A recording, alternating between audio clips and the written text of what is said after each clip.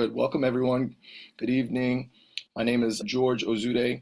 I'm here with my partner, Adebayo Fasanya, and we're going to be talking about our investment opportunity that's based in Houston, Texas tonight. This is the Ridley Apartments. It's 405 Class B units in the really prime area called the Galleria. And so we obviously always want to lead with this general disclaimer. Please consult with your financial, legal, tax professional. This is not an indication of guaranteed returns. We always like to lead with this disclaimer. Past performance is not an indicative measure of future performance. Same thing, financial disclaimer. And so with that out the way, first thing we always like to lead with is talking about the team. And Bio and I have been working together for many months and almost 2 years now.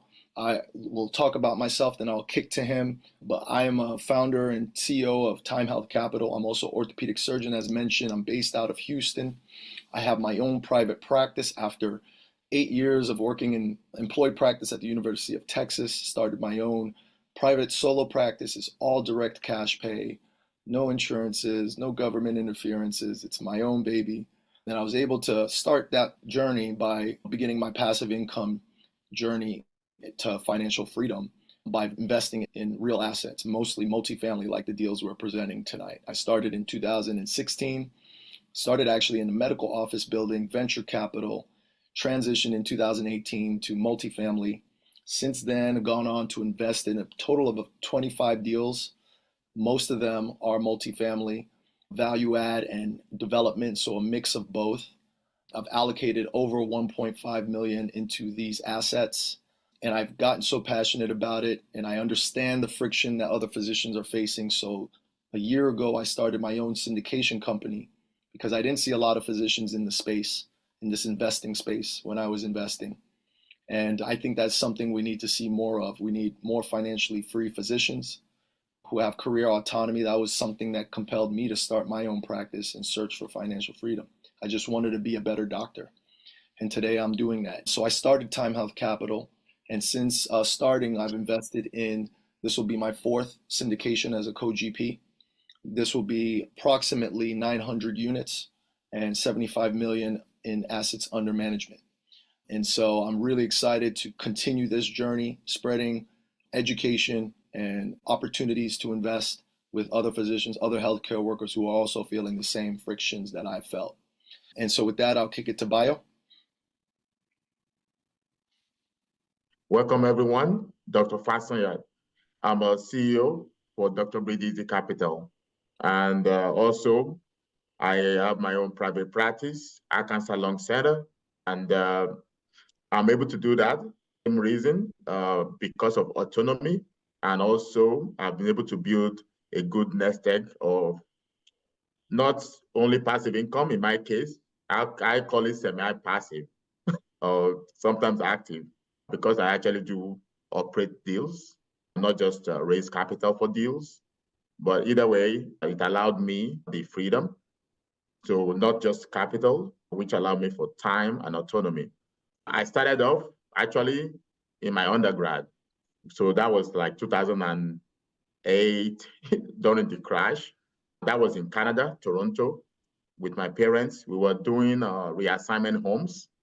And then, during medical school, I took a break, right? Focus, pass my buds. And then during residency, I started investing as limited partner because I was moonlighting, making the extra cash, and every extra cash goes into syndication. In 2018, I finally got that bug of what I want my own properties.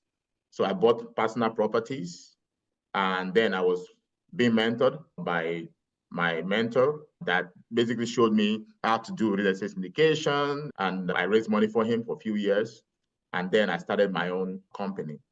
Since then, we've been involved in over 1,000 units in multifamily, but we're also diversified. I identified as a real estate syndicator, not a real estate syndicator, because we have done oil and gas deals. We've done 2 funds that we've raised money for. We've done luxury senior living. which we're actually exiting one of them. We also done a lot of self-storages, at least 5 self-storages so far. And one of them is actually in Houston, Pearland, which is just like outskirts of Houston. So that gave me the excuse to visit Houston in general, apart from visiting George. So we also involved in multiple businesses. At the core of it, I really believe that the fastest way to wealth, it may not be the safest, is basically investing in businesses, scaling it and selling the businesses. Also venture capital. I'm involved in over 20 startups. Don't ask me how many of those are successful, but I do like startups, and you have to risk accordingly. But the core, the base for me is multifamily. So that's what I consider like my bonds, which allow me to basically what I can fall on. So in terms of percentage wise, multifamily is by far the largest of my portfolio. So having said that, I'm very excited to present this opportunity. This is going to be our first one this year. So just to show that we're not just jumping on every deal. So we take our time, especially in this climate, before we decide to partner or sponsor a deal ourselves. So just to quickly show you the rest of the team here, there's other folks that are involved. This is a team effort. So we have other capital groups that are involved, and you can take a look at their resumes here. Another one's also physicians. And then the lead sponsorship team is the Disrupt Equity team, Ferris Musa and Ben Suttles. These are 2 guys that I've known for, I want to say, 6 years now. 2018 is when I first met them.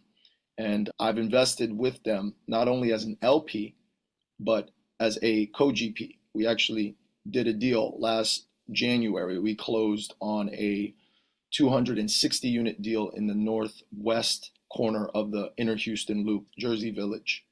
So I say that to say this is a group who we have track record with, and they performed on both deals. On that first deal, I invested with them in 2019. That made 20% average annual return over 3 years hold. And the current deal that I'm invested with them as partner now, as a co-GP, it started making pro forma returns, meaning that it's hitting its projection, delivering 6.5% cash on cash return, delivered monthly. So they're distributing out monthly on a strong property. And I feel like the property that they have now is even better. I'm really excited to work with them again on this deal. It seems like a partnership that's going to continue to grow, and that's key. That's really key. I can't emphasize that enough.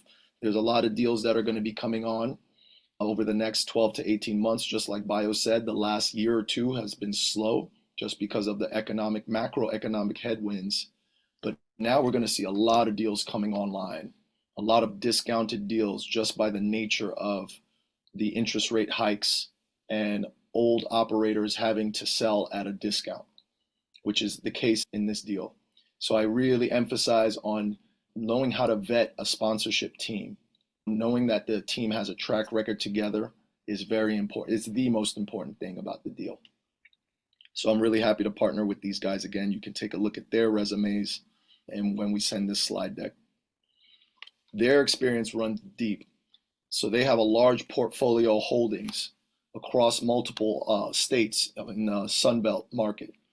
It totals over $800 million in assets, 5,000 plus units, 19 properties owned. And again, 2 of those properties I've already been invested with as well, and they're both performing. So let's talk about this particular property. This is the Ridley, located in the Galleria, Houston. Bio, I'll kick it to you to go over some of these important numbers. Yep, I love those numbers. So this one thing that stood out to me was the discounted basis that we're getting in this deal. So you make money when you buy, and this is even more important now because we are not going to sugarcoat it that in the past few years, there is a cash flow issue with multiple properties, and many syndications are not performing according to pro forma. So I'm actually quite impressed with this team that they were still able to do that in this economy. However, what you want to happen is no matter what happened in the deal, you get out alive, right? So the best way I feel like to do that is to get that big discount from the jump, so that worst case scenario, when you sell, at least you get that, that percentage back. So you just make, at least the 25% back, right? So you make, so you at least make your money back. So that's first thing. So the prior ownership, right? They actually bought it at $88K per door. And then they put another $4 million, about $10K per door improvement into it. And now they're selling it at $66,000 per unit. If let's say they over bought it, if they basically paid a premium, so we are still getting it at a discount. When we did the comparables, including one that was literally just right next door, we're going to talk about that later. So that's about over 100K a unit, right? The one that was just sold. So it's actually more than 25K. It's almost 5% discount at this point. Yeah, and I think one real key thing is the story behind this discount. The deal was purchased by another group that I actually know, and they bought it in 2018 during the hype of all the real estate multifamily boom. They used variable rate debt that went up after 2022 when the Fed raised interest rates.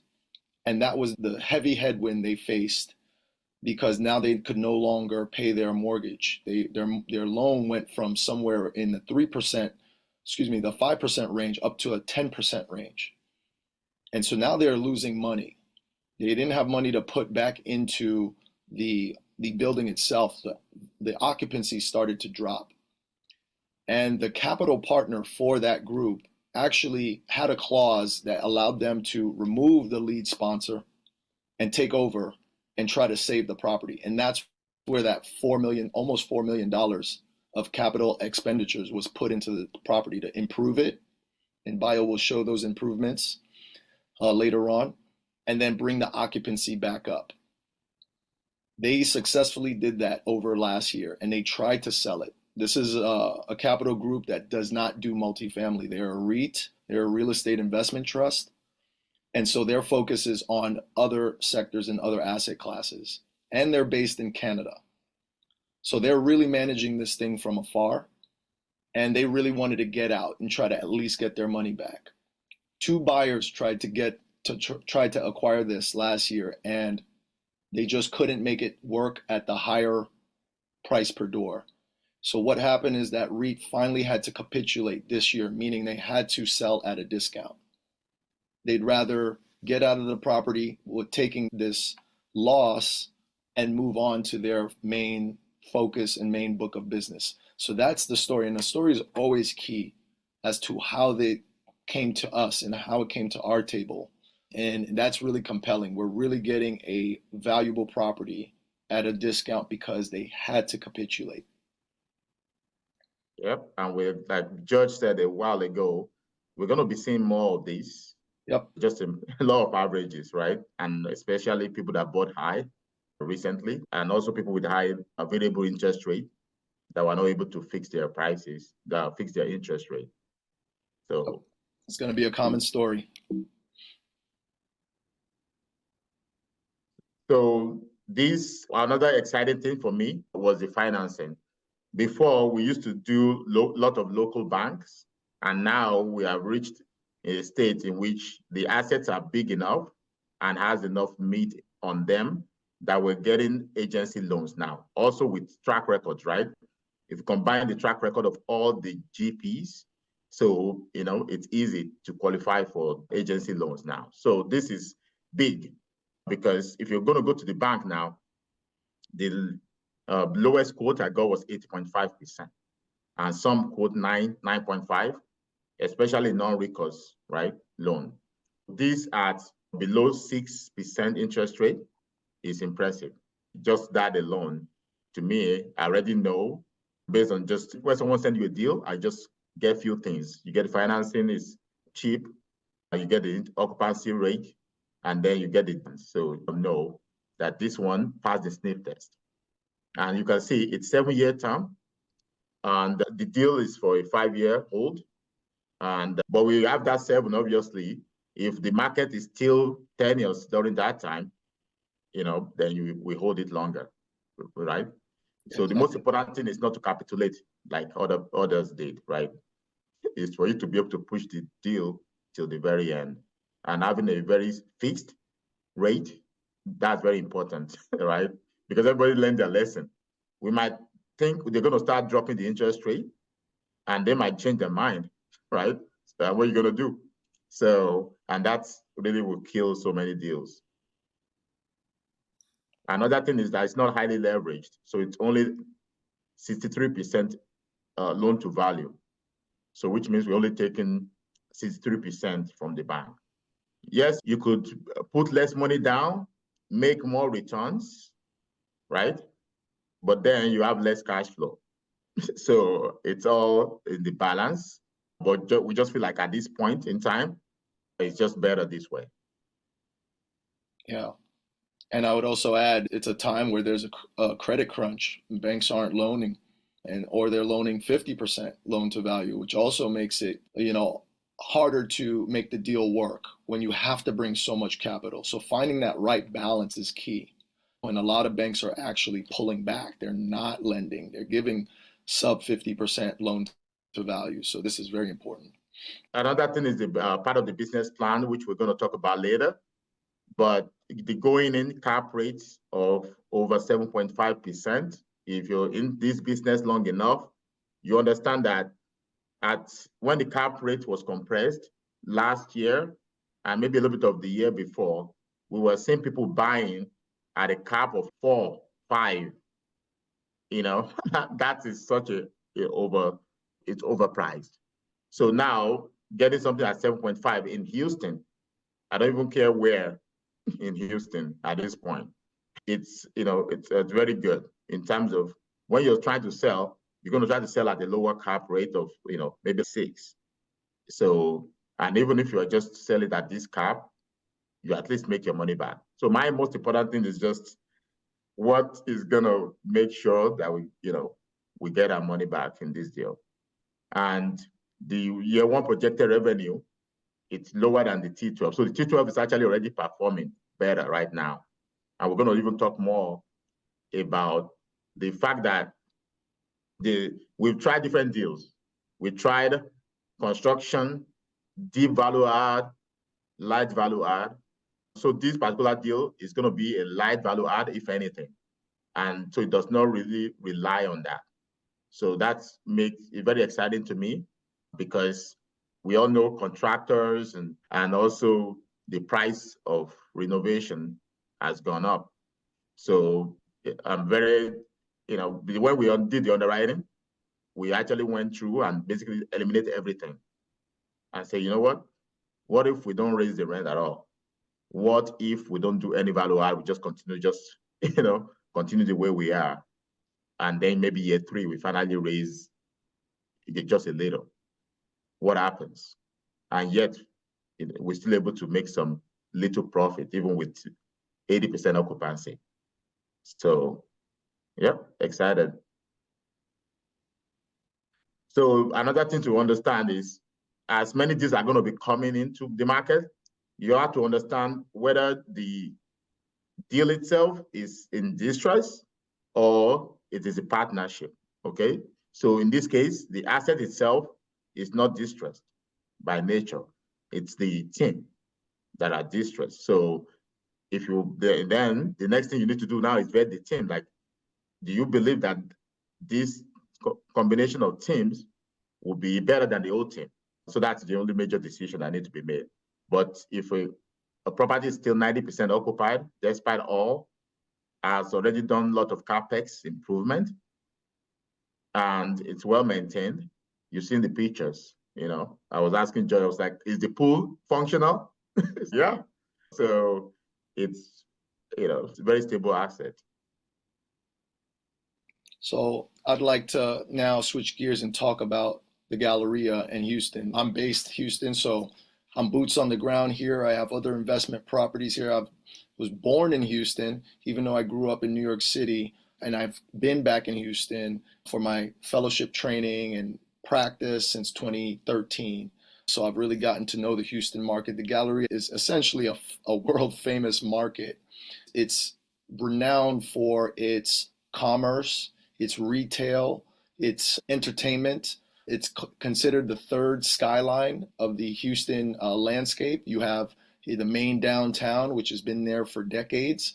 And then you have the medical center south of that, which is also a large area that is considered its own skyline. And then you have the Galleria. So Houston actually has three skylines, which is a testament to how big this area is. So as you can see here, it's the 15th largest business district in the US, has 30 million square feet of commercial space, tons of restaurants, tons of nightlife, tons of shopping, one of the biggest malls in the country. And the Ridley is literally in the heart of this. It's within 1 mile. And so this area, not only just Houston in general, but this area has seen a lot of population growth. Houston itself has seen a lot of population growth. Texas has seen a lot of in-migration from the coast, from California, from New York City. So the amount of upward macroeconomic pressure, both economically and population growth wise, is just huge here. And I think that really speaks to the strong fundamentals of this deal. The average household income is $92,000 and the average home value is $473,000. What this tells you is that we are going to be moving to a renter nation. The price of homes are going high and the supply is low. And another key point about supply and demand is that during the pandemic and shortly after, when the interest rates were raised, it became very difficult for developers to build new, not only houses, but new apartment buildings. So there have been zero starts in 2022 to 2023, and that's going to actually take its effect over the next 12 to 18 months. There's going to be a drop in supply of apartment buildings in markets like Houston. And this is going to have a huge upward pressure on existing properties like this in very dense areas where there's not a lot of space, but there are a lot of people moving who can't afford homes and they have to rent. So all these macroeconomic like check marks I just checked them off when I evaluated this deal, and that's one of the big reasons why I love it. So now let's talk about the investment overview itself. These are the numbers, what you can expect as an LP. Like Bio said, we're getting it at $66K a door. This is below the submarket comps, which he'll show later. We're getting the good financing. What does this all mean? This all means that when you invest, you're going to get a good return. And that's cash flowing from day one. We're talking 7 to 9% average cash on cash that we expect regardless of if we start making more improvements. It's as is. We're getting it at such a low price, at such good debt terms, that it will cash flow from day one. The fact that we have this low risk business plan, we don't need to go in and start, renovating everything. The previous group did a lot of that work already and sold it to us at a discount.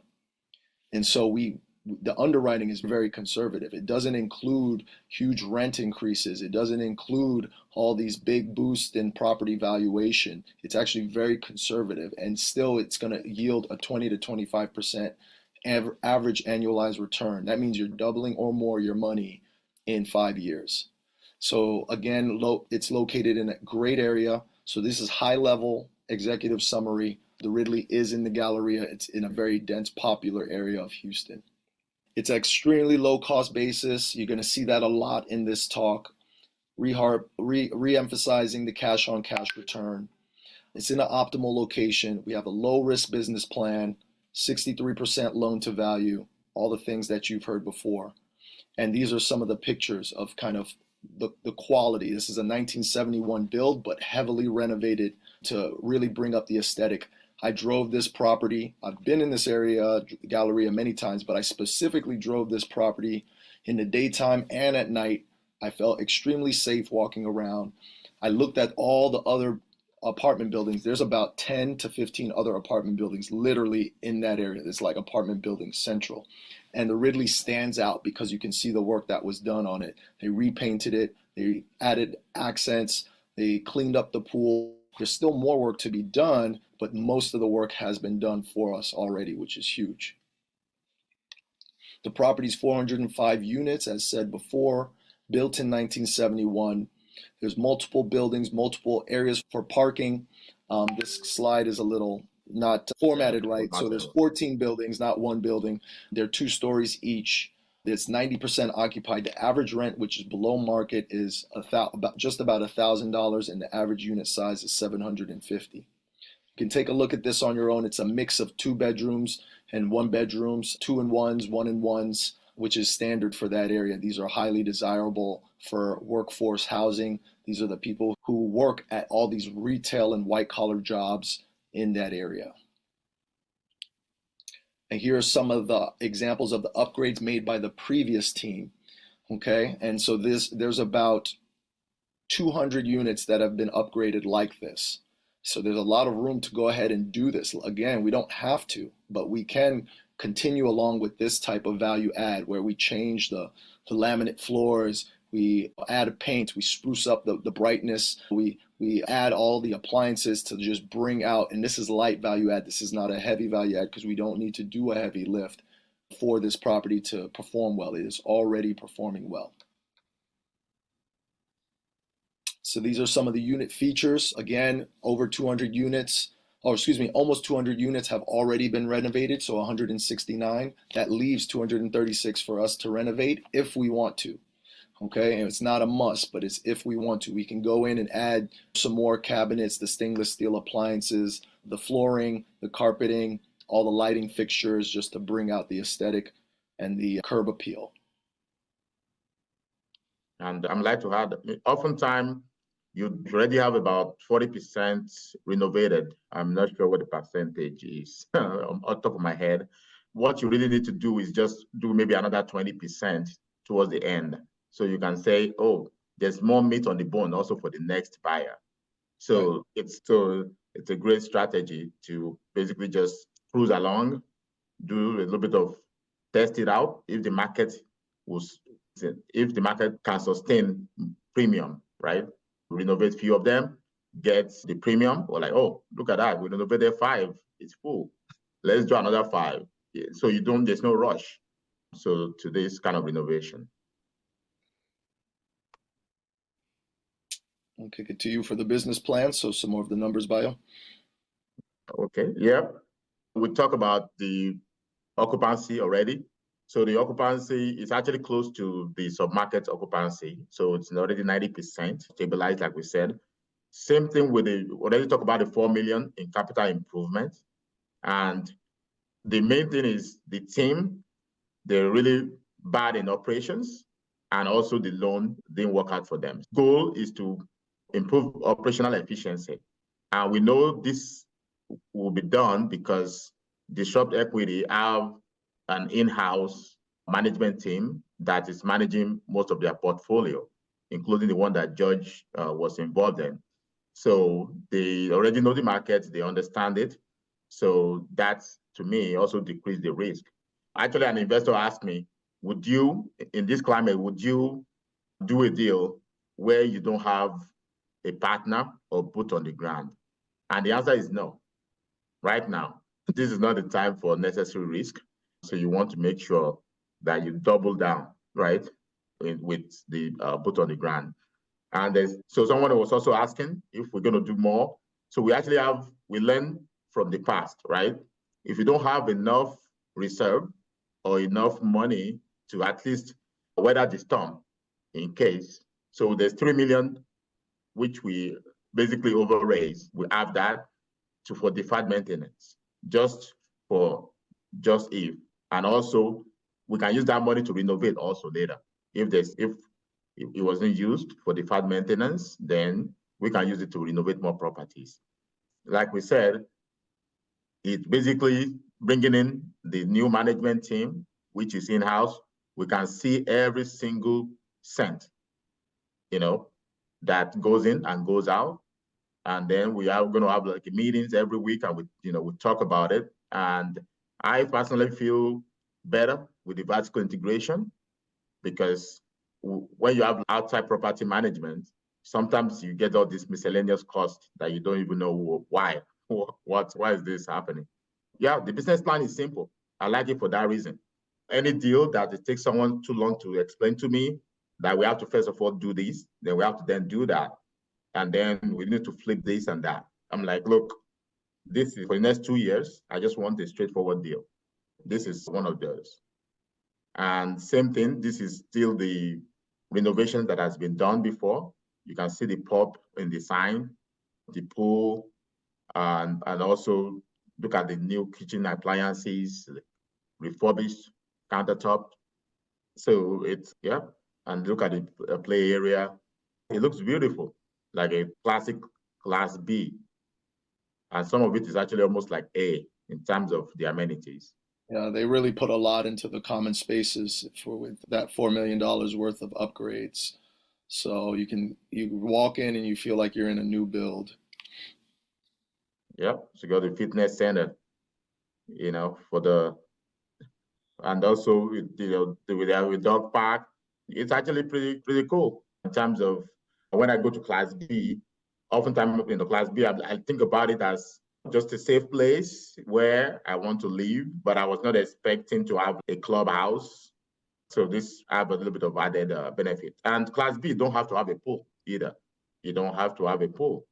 So I think this is going to be a very good community where the residents can all hang out and foster more kind of community kind of environment. A little bit more about the market overview. You can take a look at this slide. It's clearly showing, it's busy, but it shows all the industry and economic activity that's happening around this area. A lot of employers, a lot of stable work that's going to be around, and not just workforce, it's white collar work, business district as well. So take your time and go through there. If you're in Houston, you probably already know Galleria Mall is literally 5 minutes away. Houston ranks top in many different categories. So you can take a look at this slide. I think it'll show you many different, categories that it leads in, but what we just know on a 30,000 foot level view is that there's just a lot of both economic and population growth in Texas and in Houston and all the sister cities in that economic triangle. So Austin, Dallas, San Antonio is just a massive upswing. The number I'm familiar with, I know there's a lot of numbers here. Number I'm familiar with is that there's 60,000 people moving to Texas daily. Just staggering. So for the year. I think that's just staggering. And so we're going to see the effect of that over time for sure. It's going to be upward pressure on things that are in demand, housing, medical. And so this is no different, right? More on the submarket demographics, 2.4% population growth in that submarket, 115K average household income, whereas the average 3-mile radius home is 733K. So just literally across the highway from where this gallery is River Oaks. So you're talking very expensive area, limited supply, even though it's high white collar as well as workforce housing. This bodes well for upward pressure on rents. 64% renter occupied households. That number is probably going to increase just based on the limited supply. So it's ideally situated in other growth submarkets. So you're probably 10 minutes away from the Med Center. You're 10 to 15 minutes away from the main downtown, the original downtown.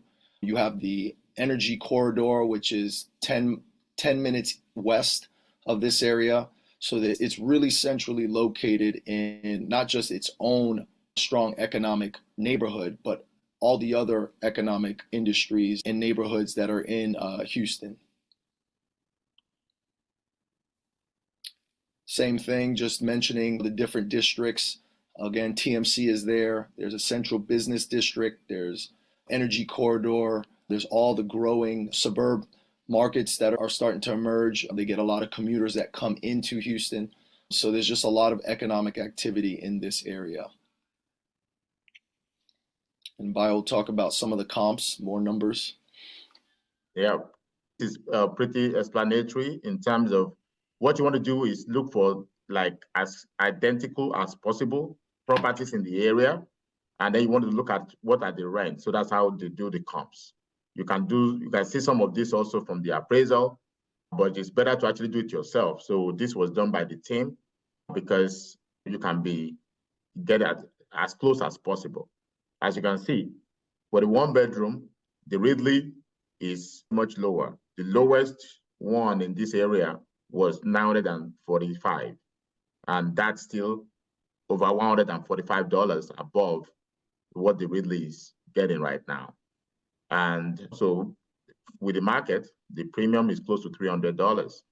And then for the two bedroom, I like to see that also over $200 in margin.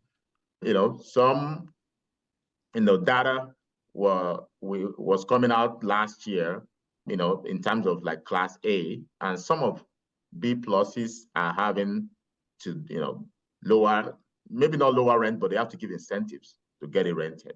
So which is essentially lowering the rent. So, but in this case, you have so much margin that I feel like even if you're still the lowest among them, we're still going to be profitable. And that is not considering that some of this, about 40% is already premium. And then we can do a little bit more if we get a lot of cash flow and the business plan allows. And that should be going to all the way to the top, right? Because it's going to be the most renovated, right, in that area at that time, the premium. So yeah, looking good. And then this is the sales comparable. It was tough to find a lot of transaction because we all know the transaction slowed down a lot in 2023, and especially in the 2024 it started to pick up. But the latest one that was sold which is next door to Ridley. So it sold at over 100,000 per unit. So that gives us a lot of hope, right? That if we're going to be able to achieve, that would be insane, but it's going to be very great profit for us. And this is not even underwritten to sell exactly at that price. And look at the year, go back one. This is actually 1962. As you can see, the age is also similar. So this is an old district. There's the 1977 was the latest one in that area. So we're not very far off. Very dense. Yeah, we're not far off at all. All right, so some investment details we talked about. 8% is the preferred return. So that means the team is obligated by law to return 8% of that first 8% has to come to the investors, whether that's cash flow or from capital gains.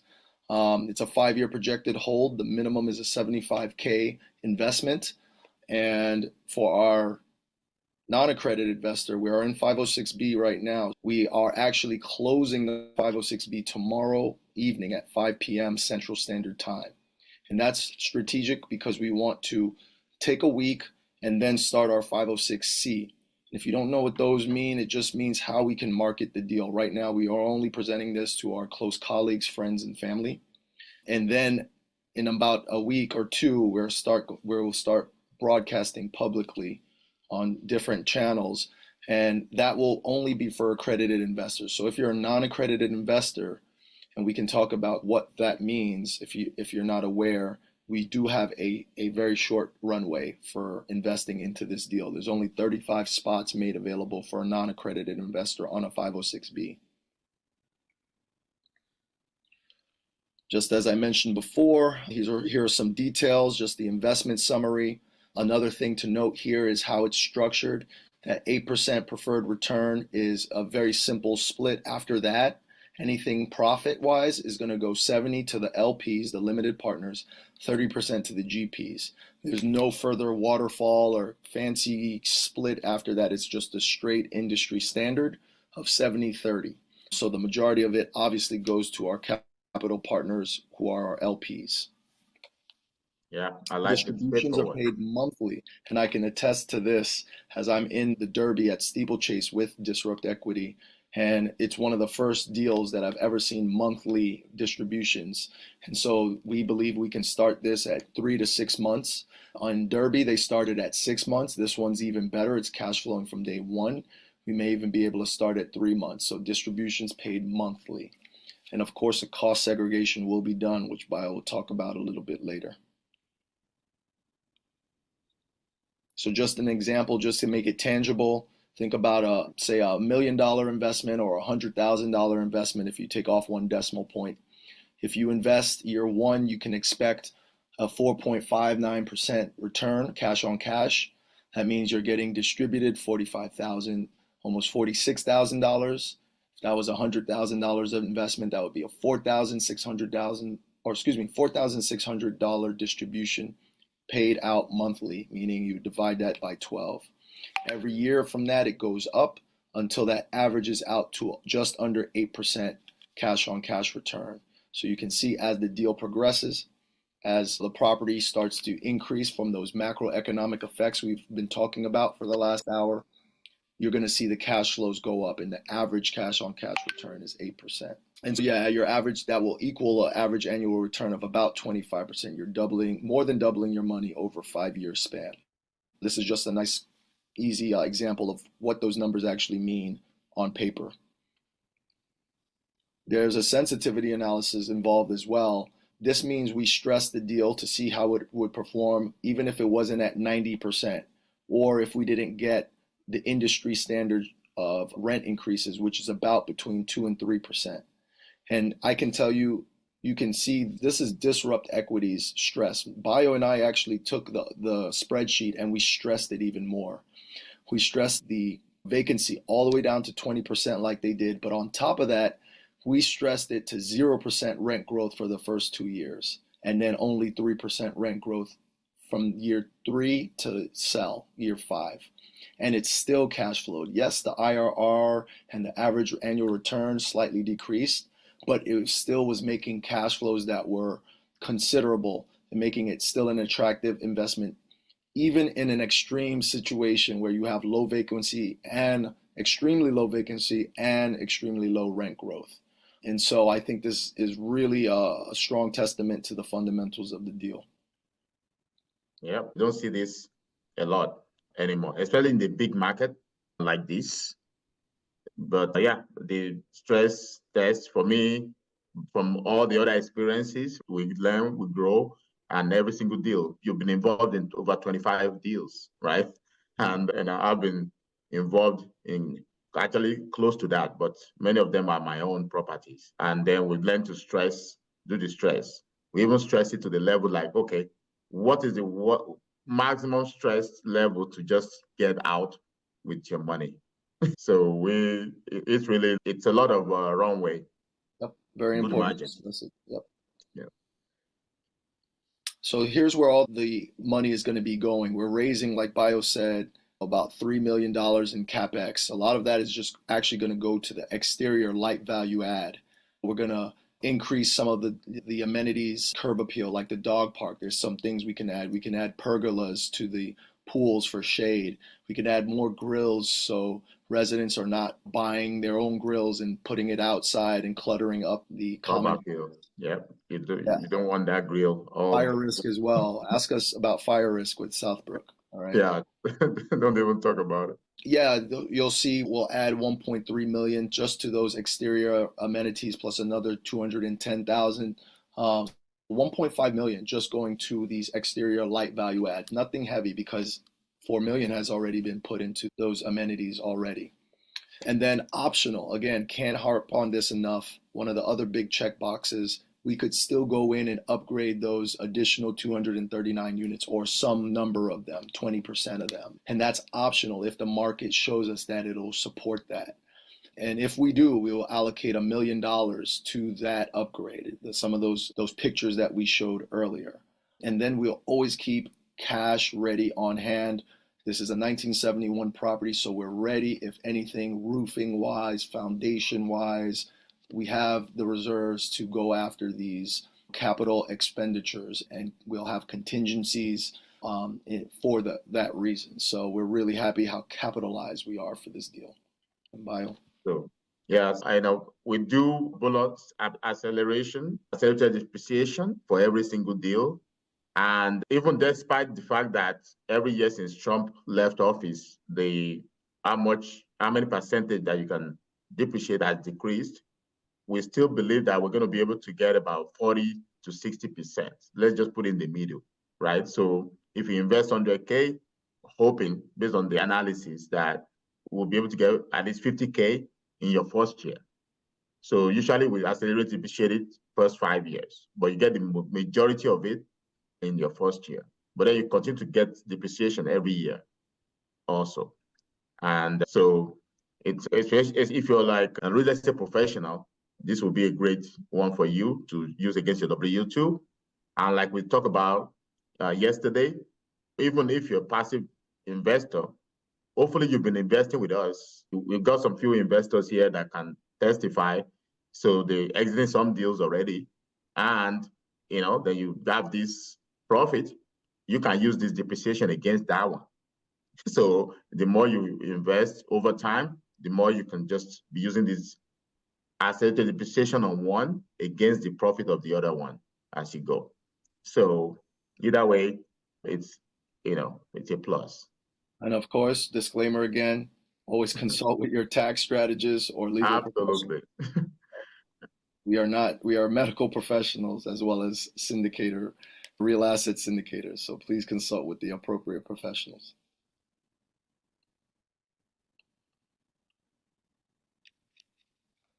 So someone was asking about the fee structure early on. So we're still going to take the questions, but most of it will have been answered by now. We already talked about the 70-30 split. I find that to be the perfect split in general. You do 90-10 or 80-20, then there's not enough meat on the bone for the GP to put their energy and effort. You do too much, 50-50, then people start feeling cheated. So 70-30 has just been that where we believe so. Even in our coaching course, we teach our mentees those. Another thing is the management, the fees. We had come up with that number, which is different for everyone, of that 5% in general. Between the acquisition fee, capital transaction fee, and the asset management fee. So you have about 4, 2, 2, and 1. You can rearrange it. There are some that will take less acquisition fees, 1, but then they take 2% capital transaction fee.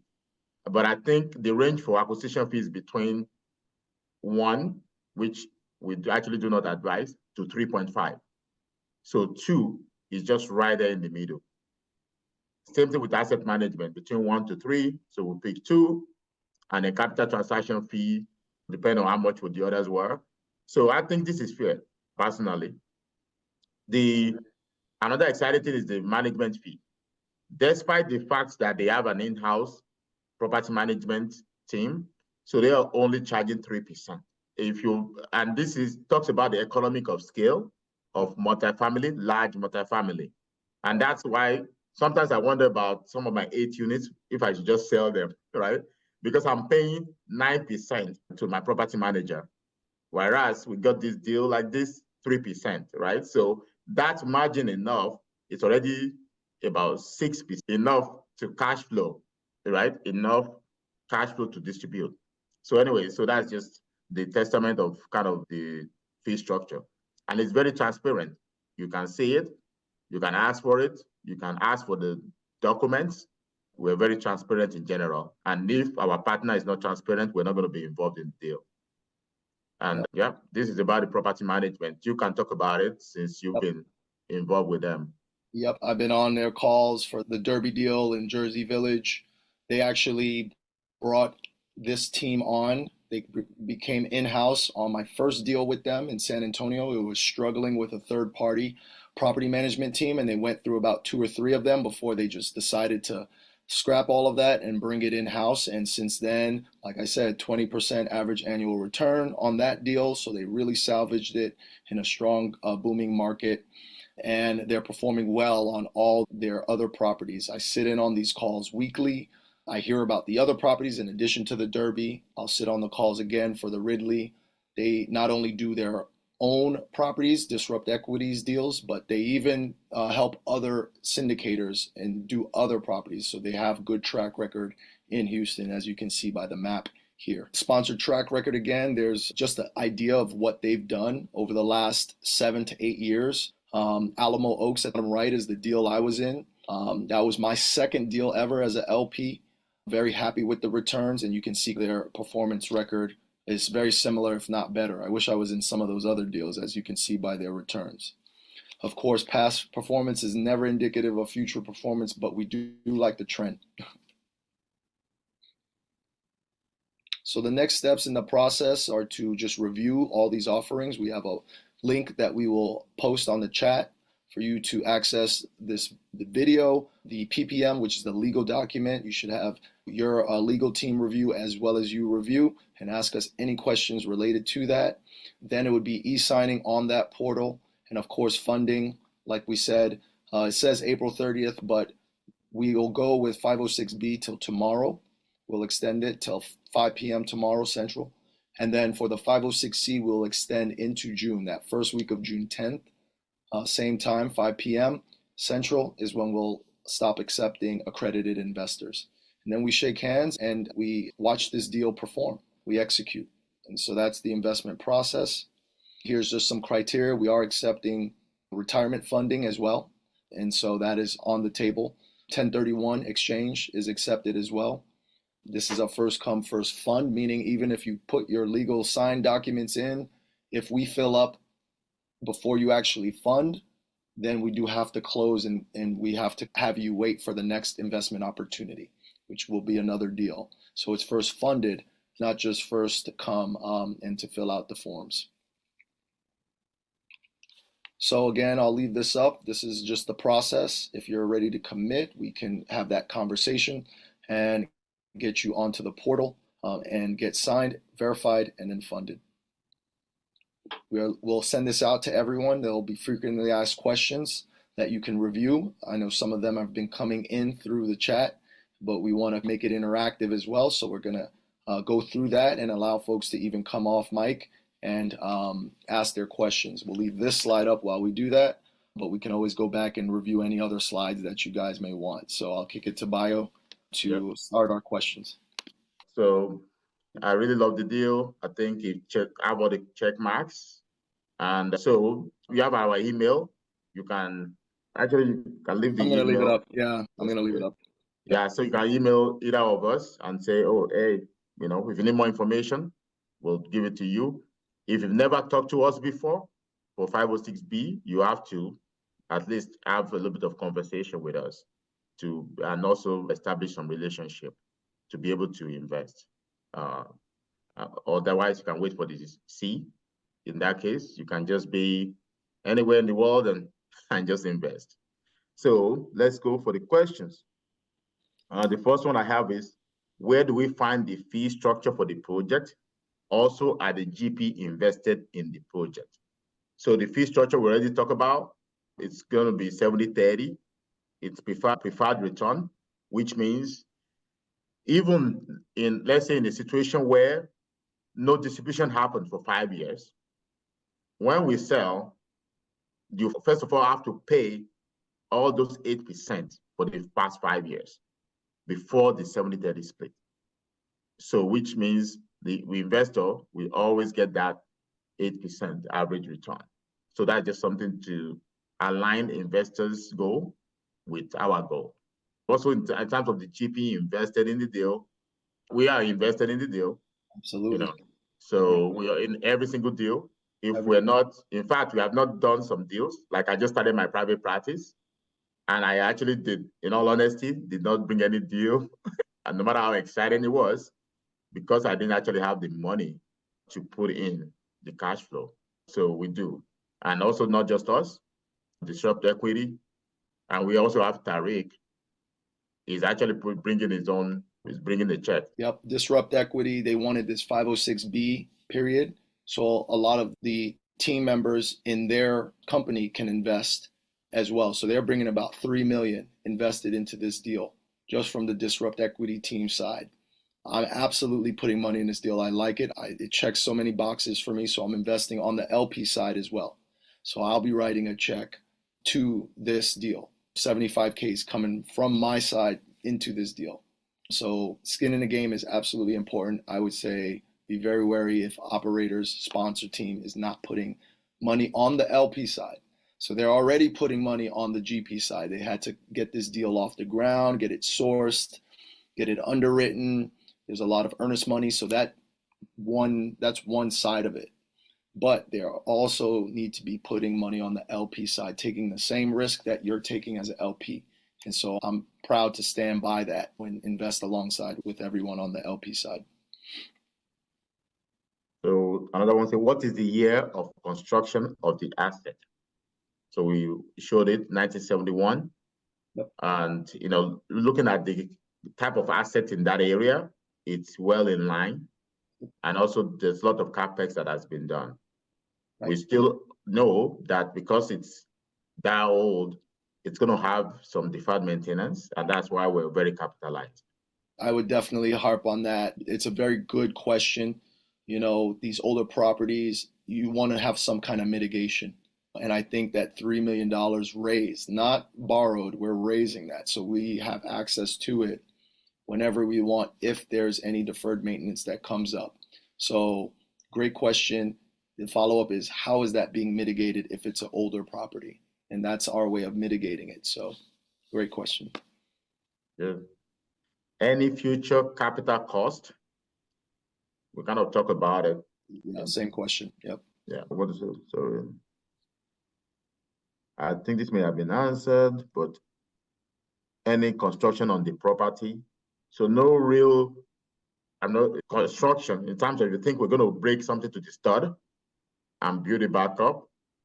We're not doing that. So it's going to be light value add. So maybe basically optional. Painting, painting, maybe some carpeting. So basically just landlord special. Let's push it up a little bit. Right. And to confirm, I think you said 25 years. I'm not sure where we mentioned that. What was the question? You said 25 years old. So yeah, it's 1971. That's a little more than 25, but more than that, yeah. 42, 43 years. And then how is the overraised amount already known, considering there are still funds coming from non-accredited investors? And later, the investment will be opened up to accredited investors. So this is already done in the underwriting. So, I guess the only time that question might matter is if you don't end up raising all of it. Right. But I have no doubt, based on the team. I mean, we have Tariq, right? You guys know him. We have Disrupt Equity. You have me. You have George. We have 2 other team members. Never say never. But if we all of us cannot raise the 15 million, then we probably should find another profession. So yeah, the underwriting is based on the fact that we're going to be able to raise all the money, right? And then we're going to have that 3K, because we could have raised 12, but then the deal will be very shaky. And from prior experience, when you borrow from banks can basically hold the funds, and sometimes they might have different requirements for you to get the funds out. But if you raise it in your bank and keep it, yes, it will lower your return, because if we don't raise that, your return might actually be like 10% cash on cash and 30% average annual return. But it's better to take a little bit more conservative approach, raise more for the safety of the project. And so that's what it is. So it's from the underwriting. It's not, so that's how we know. So what else? Did you see any more? Any flood? Hold on. Sorry. Will this slide be emailed? I'm not sure how people opt in. Did they opt in through email? If you're in our investment group, so if you're not, you can go on my website or George's website and register as a investment in the investment club, and you'll be able to get all of our emails. And if you are registered for any of our webinar before, you're going to be part of our email list. So we're going to be able to email it to everyone. Yep. Or you can just email us. Yep. Just type in this email and email us, I want a copy or something. So also, once it's 506C, we'll be able to post it on our website, actually, the actual deal. I can just click and go for it. But for 506B, you have to talk to us. Okay. What else? We're also going to post it. We already posted it on our WhatsApp group, which is the easiest way we communicate. What else? You can also read it to the judge because Okay. I'm like having trouble scrolling. I see how many GPs are there. So there are 6. So 2 from Disrupt, 2 Bio and I, and then Sherry Chen and Tariq El Musa. And you can consider George and I to be one, to be honest. Yep, just like Disrupt Equity is 1. So there's 4 teams here. So we purposely keep it small. We don't want those big teams with too many GPs and co-GPs. That was very popular over the last few years. And I think those are ones to really just, I don't want to say stay away from, just look at them closely. Be very cautious with those. And yes, they're all personally invested. Everyone's going to have skin in the game. This is, again, huge thing for me. I vet this like ridiculously. It just doesn't make sense. It's not as attractive to me if you're not invested. It clearly doesn't show alignment. Any flood risks? There are no flood risks. So we checked 2 different sources to make sure this area was not in a flood zone. And that's a very good question for Houston. There's been a history of flooding, and this area is not in the flood zone. We checked Harris County Records website. Property Someone tax. also said something about why didn't the old tenant, I guess they meant the seller, sell it for 100K because of if your deal is struggling, you can't show 2 years or like at least a year of good T12. It's tough for you to get market value, number one. And if people can sense that you're in distress, of course, they're not going to pay that value. So what happened is that the REIT already took it over, right? Judge was the REIT took it over. They saved it. So like we said, the business of the operations is fine, but they are selling into a high interest rate economy, a high interest rate landscape where you literally have to devalue, like by nature, you have to devalue. It's NOI over your cap rate gives you your value, and cap rates just went up. You can't stop that. If the Fed raises interest rates, cap rates will expand. So everyone took a haircut. Everyone got devalued, no matter who. If you bought in the last 2 years, it's not like cap rates expanded for some and not for others. Cap rates expanded across the table. And so maybe there's small little submarkets, very small submarkets where the demand was so high that cap rates went down, but everyone's properties were devalued. So we've been waiting for this. Like in the multifamily industry, people have been waiting for the sellers who have the rear view mirror to like finally capitulate. So they tried to sell for that amount, but 2 buyers couldn't make the deal work at those high interest rates. They had to either raise more capital or they had to walk away, which is what they did. And so in order to sell this deal, the sellers had to come down. And that's what's going to happen a lot in this industry or in this current climate. But that's a really good question about if this deal is so great, why is it so discounted? It's literally the numbers. Yeah. And then, so what's happening right now is most deals, if many of them can weather the storm for the next 2 years, they're probably going to be okay. So the question is, can you? So that's the question. That's what's going to happen this year versus maybe early next year. Is some will be so close to be like, if you can just weather the storm 6 more months, you make it. But many will capitulate before that. It's just a cycle. And this is a group that's not interested in multifamily as part of their main book of business. So it's better for them to take this loss. It's like a blip on their overall assets under management, which is more office and retail and other markets and sectors. So they're willing to capitulate. They're managing it from Canada, and so they're willing to take the loss on it after 2 failed sale attempts. I interrupted you on the property tax one. Do you want to take it? Property taxes have skyrocketed. Yes, they have. They've hit Texas hard. That is looking to slow down now. But yes, it could keep going. There's no crystal ball. But there's even legislation out there to actually get a rein on the skyrocketing taxes. I think it's mitigated by the low purchase price. We're buying it at such a discounted price, and it's actually written into the pro forma. It's written at this higher cost. Can it go up more? Yes, absolutely. But that buffer of this low purchase price is what makes this something that mitigates these expenses, right? Insurance is also high as well. But our debt service is very low purchase price, discounted at a low interest rate, sub 6, with interest only for the first 2 years. This is how we're mitigating. This is how we're mitigating all the other expenses. And then the business plan involves going in and decreasing other expenses, right? Getting economies of scale, getting a good property management integrated team in there to lower expenses, increase revenue. This is the mitigation plan for the taxes. Someone asked, are T12 and rent roll available if asked? Absolutely. Yeah, we're very transparent in general. So if you ask us for something, we'll send it to you. Okay.